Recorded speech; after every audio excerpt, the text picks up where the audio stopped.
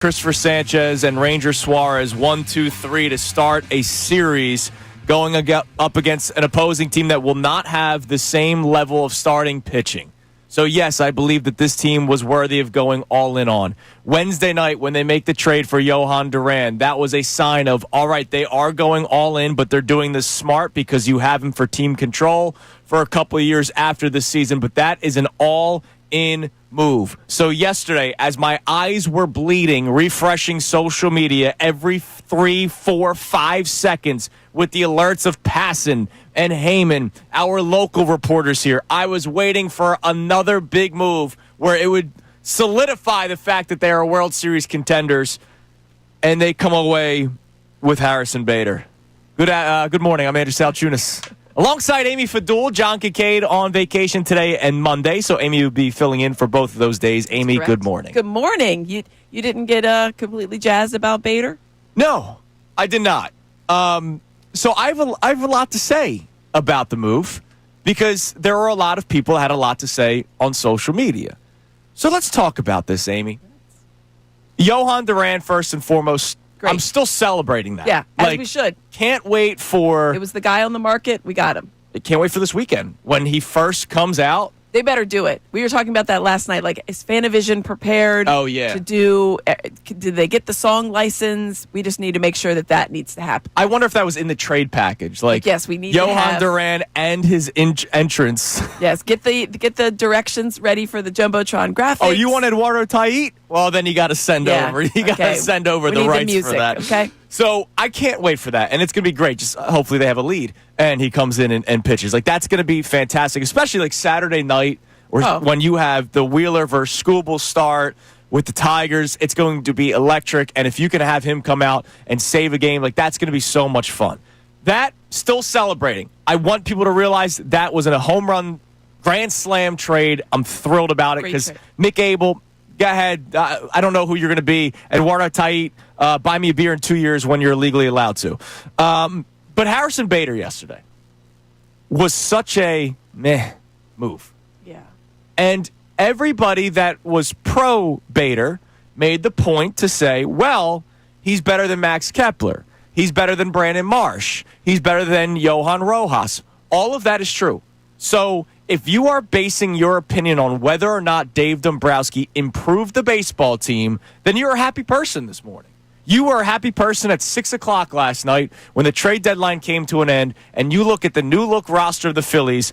The bullpen improved. The lineup improved. They did not improve enough to win the World Series, Amy. Yeah, I think that's the thing. When you're looking at it, the baseline for the comparisons are three guys that you're not really excited about when it comes to the plate, right? Defensively, I think Brandon Marsh is adequate. He's done a nice job at times in center. We all know Rojas is a better defensive player. Offensively, he leaves a lot to be desired. And Max Kepler is a person on the roster. Yes, he's there. That's literally it. Getting paid $10 million, by the way, by the guy that signed him, Dave Dombrowski, who below the Mendoza line. Yeah, I can't. So I can't celebrate a marginal baseball player, a marginal move, just because he's better than what you already had. They needed to do more, and I come away yesterday at 6 o'clock feeling very deflated because I was sky high Wednesday night. I think we all were. Like, when you make that trade. Because you saw the national reporter saying this deal is going to get done today. There's a bidding war between multiple teams. They don't want to wait till Thursday. I was fired up, ready to go. And then all of a sudden you let the air out because you really didn't do anything else the rest of the day. And so I want to play this clip from Dave Dombrowski. Then we'll talk about whether or not we think this is a World Series contender. But here was Dave Dombrowski, and this is part of the reason why I'm so deflated this morning, because even the biggest homer, Phillies homer, that's going to say, well, the outfield got better. Take a listen to what Dave Dombrowski had to say about Harrison Bader, and I'll tell you exactly why I'm deflated. I mean, he's going to play a lot. The lineup will be Topper's decision, of course. We're happy to get him. He's played well this year, offensively and defensively. He's hit the ball with some pop. We think he helps us. I'm not sure which way he's going to go on a regular basis, if he's going to play every single day or not, but that'll be when you'll have to let Topper. We're just very happy to have him. Think that he's a good addition for us from both perspectives, offensively and defensively. Dave Dombrowski just admitted to you that Harrison Bader could be a platoon player.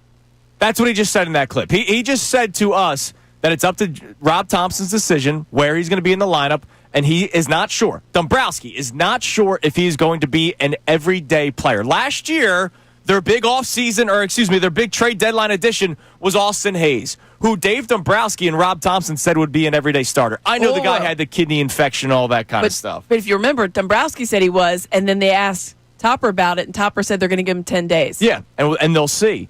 When the trade happened... I think that's why he's hedging right now. I guess so. When the trade for Austin Hayes happened last year, Amy, I have the receipts. I texted people. I tweeted it out. Oh, okay, they added a platoon guy. Mm-hmm. And then when I heard Dave Dombrowski say that he was going to be a starter, I said, well, wait, you evaluate him as a starter. I evaluate him as a platoon guy. All right, you're president of baseball operations. I'm just a guy on the radio, so okay, we'll see how it goes. Now, the kidney infection changes everything. I totally get it. But Austin Hayes, to me, is a platoon player. When they made the trade yesterday for Harrison Bader, I had that exact same reaction of, oh, we're going to do this again where it's not Austin Hayes, it's Harrison Bader, but it's the exact same mentality. It's, hey, he could play left field, he could play center field, he can bat here, he could play one day, he will sit the other day. That is not a World Series contender when your outfield was statistically toward the bottom in a lot of categories, and your improvement is, let's get a platoon guy that will play half the week, and the other guys that made this one of the worst outfielders will play the other half of the week? Yeah, just a guy, right? Just a guy. And I think that while he is better, the problem is you don't know where he's going to fit in. Right. And it's not about the lineup necessarily. It is about... These guys need to know where they're going to play. You mentioned World Series contending teams.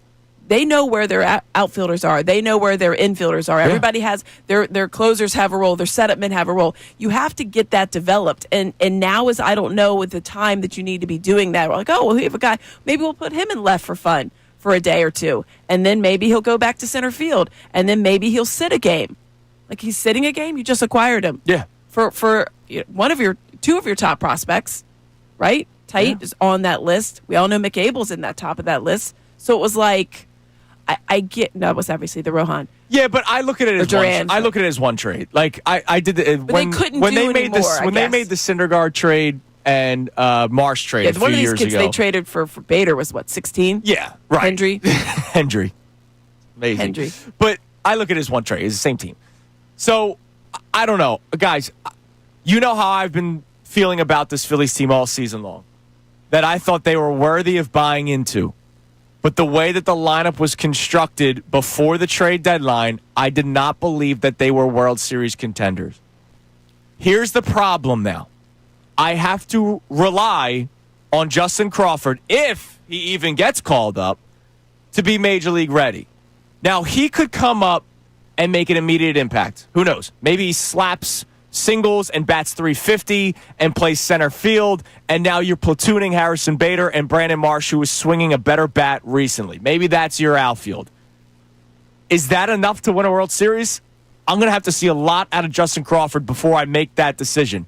But what I'll tell you right now is that before Justin Crawford comes up, I feel the exact same way that I did before the trade deadline. The only thing that makes me feel better is the bullpen got better because of Johan Duran. That's it. I think that when I try to evaluate the Harrison Bader trade, I have to think, all right, so who else was on the market in that position? Cedric Mullins, I guess I'm in the minority because people all of a sudden are enamored with Cedric Mullins. I'm not. Yeah, I wasn't. His numbers are not better than Bader's. His numbers are okay. They're like, oh, he's got some pop. No, not really. Mm-hmm. He's fine. He plays a great center field. There's no doubt about it. He's a great defensive center fielder. But to me, he did not move the needle for me enough. And I don't know what that would have cost the Phillies. And the other obvious one is Stephen Kwan and making that move, if that was even a possibility. And it seemed like it was because you have Dave Dombrowski talking about it. We talked to all the teams. I don't know what the price is on that. My guess is at least two of the big prospects because everyone knew that Stephen Kwan was being shopped. Mm-hmm. And what was it going to take? I would think it would take the combination of either Crawford and Miller, Crawford and Painter, Miller and Painter. And that was probably too high. Yeah. I wanted Ramon Laureano, who goes to the Padres. Yeah. Who had an incredible trade deadline. Which was like... And that's one of the big things. Before people start attacking me, because I know how it's going to be, oh, you're going to be negative today. The Phillies improved their roster. That is true.